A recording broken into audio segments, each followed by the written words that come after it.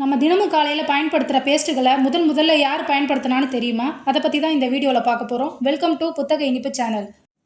கிமு 3000 ஆண்டு காலத்துக்கு முன்பே சுத்தம் செய்கிறதுக்காக முட்டை ஓடு, சாம்பல், பூமிஸ் கற்கள் போன்றவற்றை டூத் பவுடர்களாக பயன்படுத்தியிருக்காங்க எகிப்தியர்கள்.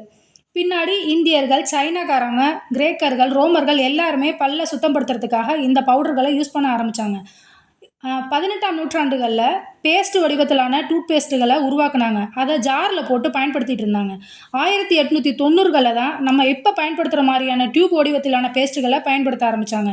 இதனால் பெரிய மாற்றமே உருவாச்சு. சொத்தை பற்கள் குறையதும் ஆரம்பிச்சிச்சு. டூத் பேஸ்ட்டுகளை பயன்படுத்துவதால் கிடைக்கும் முக்கிய பயன்கள் என்னென்னா, பற்களில் இருக்கிற உணவு கழிவுகளை அகற்றுறதுக்கும், வாய் துர்நாற்றத்தை குறைக்கிறதுக்கும், பல் சொத்தை அதாவது கேவிட்டி வராமல் பாதுகாக்கிறதுக்கும், ஈர்கள் ஆரோக்கியமாக இருக்கிறதுக்கும் ஃப்ளோரைடு உள்ள பேஸ்ட்டுகள் பல் எனாமலை பலப்படுத்த பயன்பட்டுச்சு. சில டூத் பேஸ்ட்டுகள் சென்சிட்டிவ் மற்றும் ஒயிட்னிங்க்கு உதவுச்சு. பழைய காலத்து இந்தியர்கள் வேப்பங்குச்சி, உப்பு, கறி சாம்பல் போன்றவற்றை பல் சுத்தம் செய்கிறதுக்கு பயன்படுத்தினாங்க. சிலர் நீம் குச்சிகளை பயன்படுத்தினாங்க.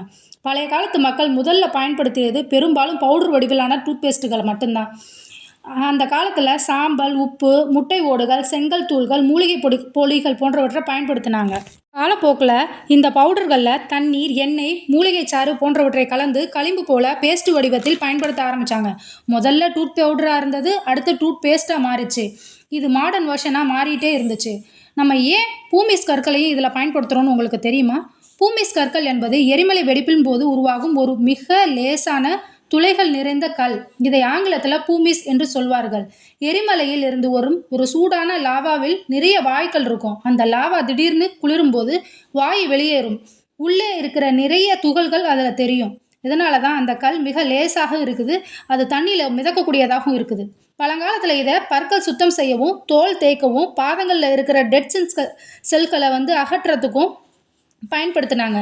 டூத் பவுடர்களில் பூமிஸ் துகள்களை சேர்ப்பதன் காரணமாக அது பல்லில் ஒரு ஸ்க்ரப்பர் மாதிரி வேலை செய்ய ஆரம்பிச்சிச்சு. ஸ்க்ரப்பர் மாதிரி வேலை செஞ்சால் நம்ம என்ன ஆகும், நம்ம பற்கள் சுத்தமாகவும், அழுக்கு இல்லாமலும், எண்ணெய் திட்டுகள் இல்லாமலும் நல்லா நீட்டாக ஆகிடும்.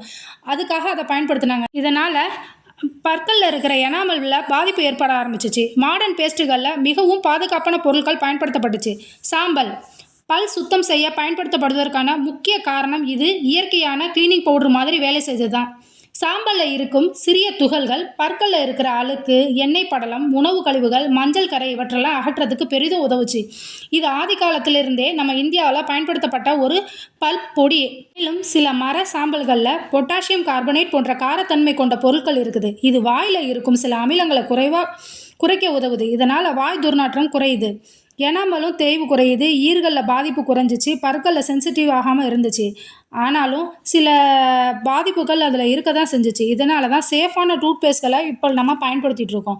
ஆதி காலத்தில் இது மட்டும் இல்லாமல் மரக்குச்சிகள் அதாவது வேப்பங்குச்சிகளை கூட மனிதர்கள் பயன்படுத்தி தங்கள் பற்களை தூய்மை செய்கிறதுக்கு யூஸ் பண்ணிகிட்டு இருந்தாங்க. அவங்க நினச்சாங்க அது ஆன்டிபயோட்டிக் மாதிரி பற்களில் செயல்படும் அப்படின்னு. இது போன்ற சுவாரஸ்யமான தகவல்களை தெரிந்து கொள்ள என்னோட சேனலை சப்ஸ்கிரைப் பண்ணுங்கள்.